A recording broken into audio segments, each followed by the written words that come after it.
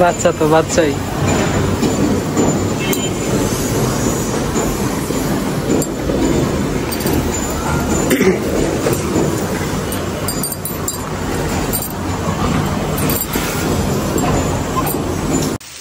যে কোনো কাজই আসলে অনেক কঠিন, তার উপর রান্নাটা আমার মনে হয় একটু বেশি কঠিন, তাও যদি হয় এমন গরমে।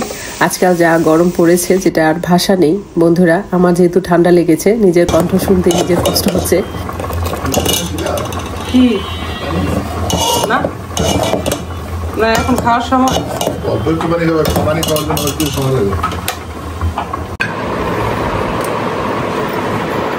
আরে এটার মধ্যে কাপ নিচ্ছে কেন? এটার মধ্যে বিস্কিট না।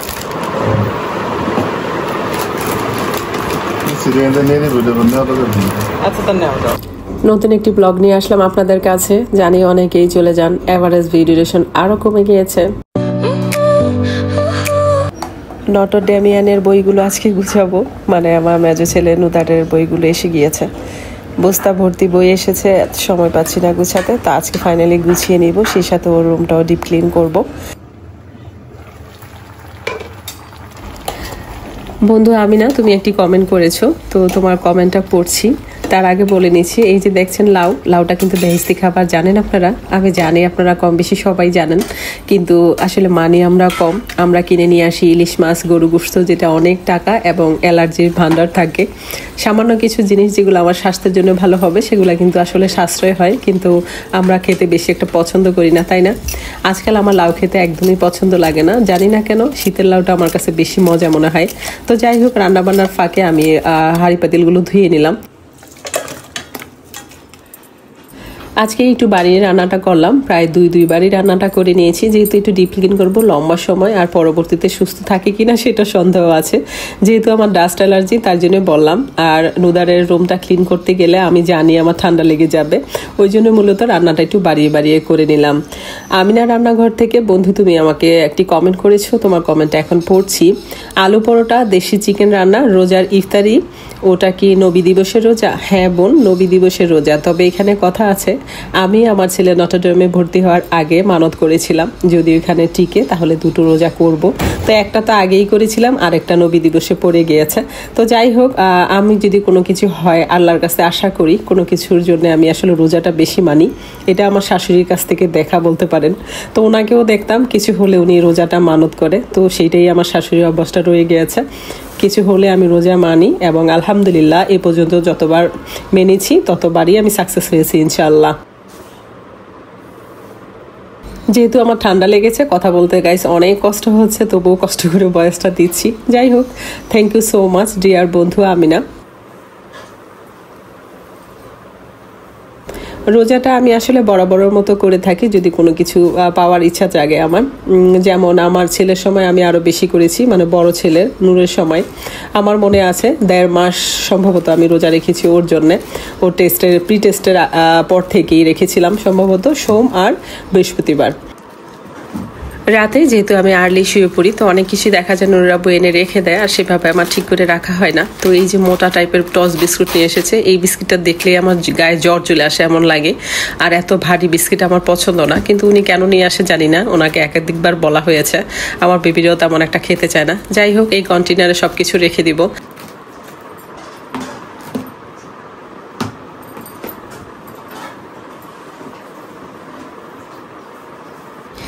2টা প্যাকেটের মধ্যে একটা প্যাকেট অলরেডি ছিঁড়া দেখা যায়, হয়তো কেউ খেয়েছে এভাবে রেখেছে। তো এটাও ভরে নিব কন্টেনারে, সেই সাথে চানাচুরো ছিল সেটাও ভরে নিচ্ছি কন্টেনারে, যেহেতু এগুলো খাবে তাই। আর বাকি যেগুলো ইনটেক ছিল সেগুলো তো দেখতে পাচ্ছেন, রেখে দিলাম এই কন্টেনারটায়।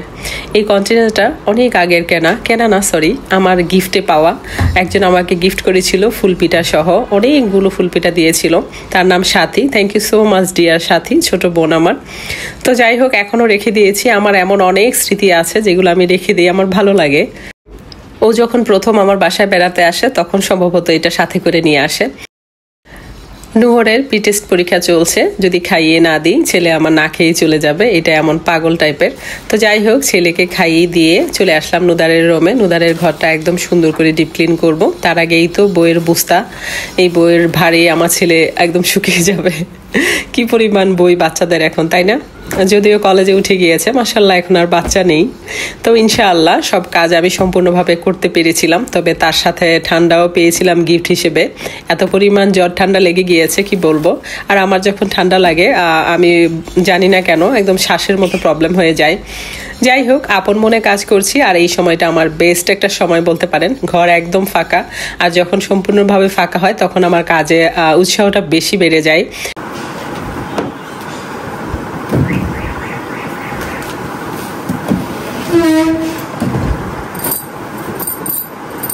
আজকের ময়লা ঘর দেখে আমার মনে হয়েছিল যে আমি কখনো হয়তো ক্লিন করিনি। আসলে এটা টান দেওয়ার পরে র্যাকের পিছনে এই পরিমাণ ময়লা ছিল, মনে হচ্ছে এখানে কোনো রান্নাঘর, গ্রামের বাড়িতে যেমন আন্ধা টাইপের থাকে রান্নাঘরে, সেরকমই ছিল কিছুটা।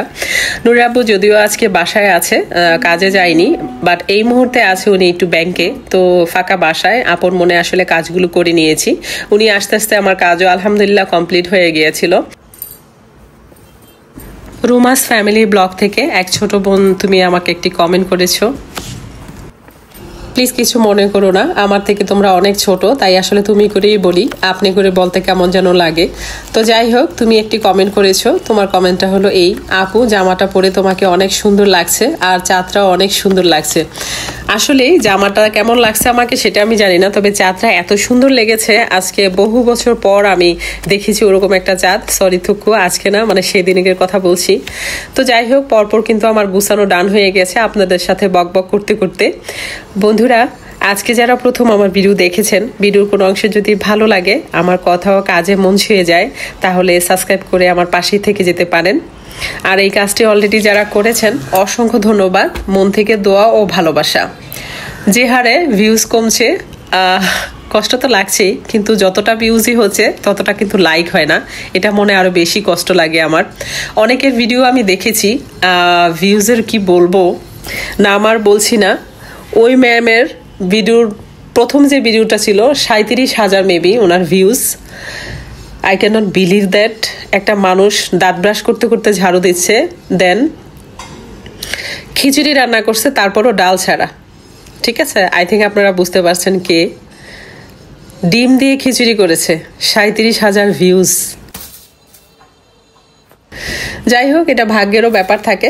অনেকেই বলেন কাজ করলে তারপরে সাকসেস একদিন হবেনি, কিন্তু সে হতে হতে আসলে বৃদ্ধ হয়ে যাওয়া লাগবে, যে অবস্থা। যাই হোক, এই তোষকটা দেখালাম, সেটা নিউ নিয়ে এসেছে ছেলের জন্য। আর এটা কেমন যেন কাঁথার মতো হয়ে যায় আজকাল জামানায়। একটা সময় তো ছিল একটা তোষক বানালে লং টাইম চলে যেত, বাট এখন কেমন যেন কাঁথা হয়ে যায় 2 দিন পরই। তো ছেলের কষ্ট হবে বিদায় আর একটা তোষক বানানো হয়েছে। তো যাই হোক, রুমটা আমি ক্লিন করে নিব, তারপর অফ ক্যামেরায় অবশ্য মুছে নিয়েছি, অল্প একটু দেখাবো যদিও। তো প্রত্যেকটা কাজই আসলে স্টেপ বাই স্টেপ করেছি। ওই যে বললাম ফাঁকা বাসা, যখনই ফাঁকা বাসা হয় তখনই আমার কাজের উৎসাহটা বেশি বেড়ে যায়, আর ভালো লাগে আসলে কাজ করতে। নইলে দেখা যায় সব রুমেই থাকে ওরা, বাচ্চারা থাকে, আমার হাজব্যান্ড থাকে, তখন একটু প্রবলেম হয় কাজ করতে। আর কোনো কাজই আসলে সেভাবে করা যায় না। ধরেন একটার পর একটা অর্ডার দেয়া, এটা লাগবে ওইটা লাগবে, বা আমারও দেখা যায় রান্নাঘরে এটা সেটা বানানো, ওরা কখন কি খাবে। তো যাই হোক, মনটা নষ্ট হয়ে থাকে। আর যখন আমি এরকম একা থাকি, সম্পূর্ণ কাজ সুন্দরভাবে আমি করতে পারি, আমি জানি না কেন আমার ভালো লাগে। তো অফ ক্যামেরায় আসলে ঘরটা মুছে নিয়েছিলাম, অল্প একটু দেখিয়েছি আপনাদের। আর ঘর বসে এভাবে মুছতে অনেক আসলে প্যারা, তবে এইভাবে যদি অভ্যাস করা যায় তাহলে জিমে যাওয়ার দরকার হয় না, এক্সারসাইজ হয়ে যায়, তাই না?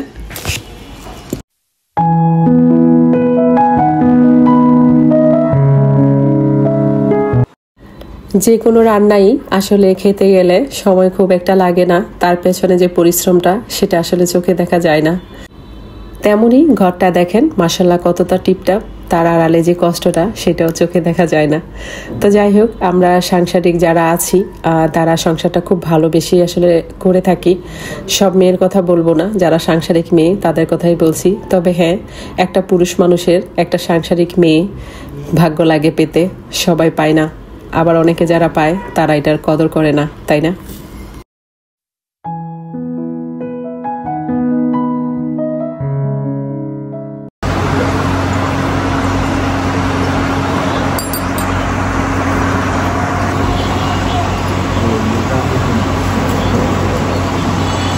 আগুন লাগলো নাকি?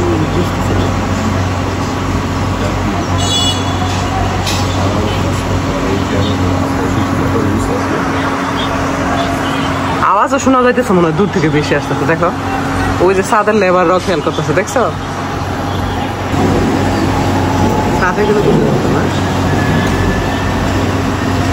এখনো কিন্তু কালো তো উঠতেছে, কারণ নাই আমার নামাজ করে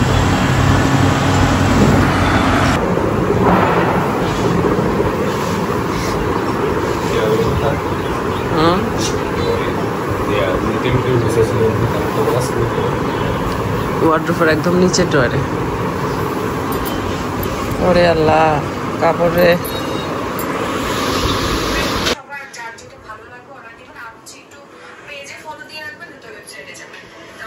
তো অনেক আপু ভাইদের ভিডিও দেখছিলাম, তার মধ্যে রুমা তোমাকে তো কমেন্টে বলে দিয়েছিলাম কিভাবে তুমি বাংলাটা করবে, যেটা ইংলিশ হয়ে গিয়েছে টাইটেল, সেটা অবশ্যই ইউটিউব রিমুভ করে দিয়েছে। আসলে অনেক রুলসই আমি জানি না, কমেন্ট করলে যে আমার প্রবলেম হবে আমি সেটা বুঝতে পারিনি।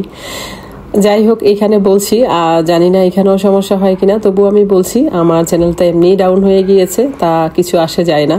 তুমি ফার্স্টে ওয়াইটি স্টুডিও যেটা তোমার মোবাইলে আছে সেটা ডিলিট করে দিবে। নেক্সটে তুমি ক্রোম ব্রাউজারে যাওয়ার পর ওইখানে সেটিং থাকবে, ওইখানে গিয়েই তুমি ঠিক করতে পারবা। ইউটিউবে নতুন নতুন কি যে আপডেট আসে, মেজাজটাই খারাপ হয়ে যায়। কেন যে আসলাম এই জগতে, এখন যেহেতু এসে গিয়েছি মায়াও লাগে, চ্যানেলটা ধরে রাখতে ইচ্ছে করে, একটু গ্যাপ দিলে আবার ডাউন হয়ে যায়। তো সবাই তো সাধারণ মানুষ জানে না, যারা ইউটিউবিং করছেন তারা তো জানেন কিভাবে তীর চিহ্নটার অবস্থা হয়।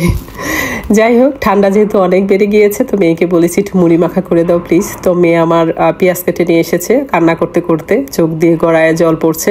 তো আমি ওকে বলছি জীবনের প্রথম তুমি পেঁয়াজ কাটলে? ও বলতেছে না মা, আমি পেঁয়াজের আগেও কেটেছি, তবে আমার দেখা হয়নি ও কিভাবে কেটেছে বা কেনই বা কেটেছে। যাই হোক, সরিষার তেল মাখিয়ে খেলে ঠান্ডার অবস্থাটা একটু ভালোর দিকে আসে, ওই জন্য মূলত এটা। আর মেয়েকে বললাম চা দাও আমাকে, বেশ অনেক দিন ধরে আমি চা খাই না, প্রায় 1 মাসের মতো হবে। তো এই তো মেয়ের হাতে চা নিয়ে এসেছি। আমি যেটা খাই না সেটা জন্য কাউকে বানিয়ে দিব না তেমনটা না, আমি সবাইকে সব কিছু বানিয়ে দিই, স্কিপ করি আমার নিজের খাবারটা। বাট আজকে যেহেতু ঠান্ডা ভীষণ লেগেছে, তো মনও চাচ্ছে যে চা খাবো। তবে যে পর্যন্ত চা মানে ঠান্ডাটা না সারবে প্রতিদিনই আমার খেতে হবে। চা খেলে ব্রেনের বাতি খুলে যায়, পাশাপাশি দাঁতও নষ্ট হয়ে যায়। তো অনেকেই জানে না গরম চা খেলে আস্তে আস্তে দাঁতের ক্ষয় হতে থাকে। তো এমনিতে তো ক্যালসিয়াম সরে যায় বয়সের সাথে সাথে, তার উপর গরম জিনিস বা খুব ঠান্ডা জিনিসে দাঁতের জন্য ক্ষতি করে। আজ তাহলে আসি, আল্লাহ হাফেজ।